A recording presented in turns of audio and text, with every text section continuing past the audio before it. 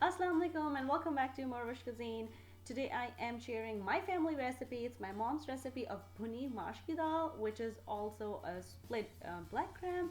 And whenever she make it, everybody loved it. Even most of the time, she make it on request.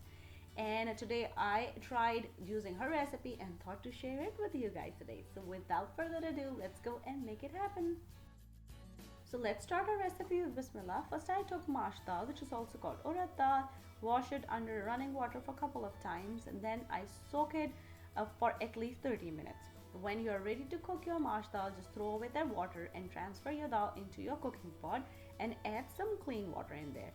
Transfer this pot to the stove and start cooking on a high flame with some salt and red button chilies. I just broke the button chilies with my fingers so they crackle a little, and then cover and start cooking on high flame. Now, the basic step of this dal is that water which we just added. We need to add enough water which help us cook this dal completely, but each and every grain of the dal should be separated and not get mushy at all like we usually need it for regular dal. But since it's a bhuni dal, which means dry kind of a dal, so when the extra water dries out and all the bubbles of the water comes on top, like usually it happens with a rice recipe, like any of the pulao recipe. So then I put the flame on lowest setting and cook until the dal is completely tender. And here you can see each and every grain is separate, and when you press one grain in between your fingers, it's completely tender. Now switch on the flame and put this dal on the side, and now we'll cook its bagar.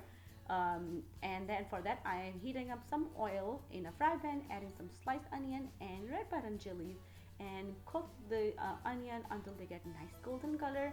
Then I add some cumin seeds and cook it for just a couple of seconds. We don't want to burn our cumin seeds.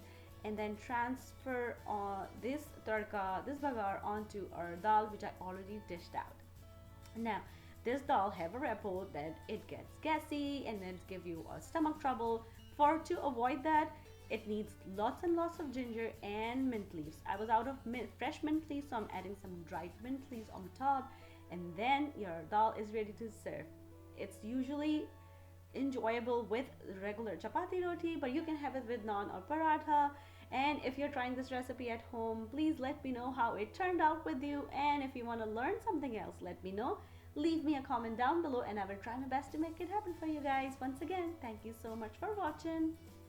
And if you like this recipe, don't forget to click on the links to enjoy a lot more recipes like this.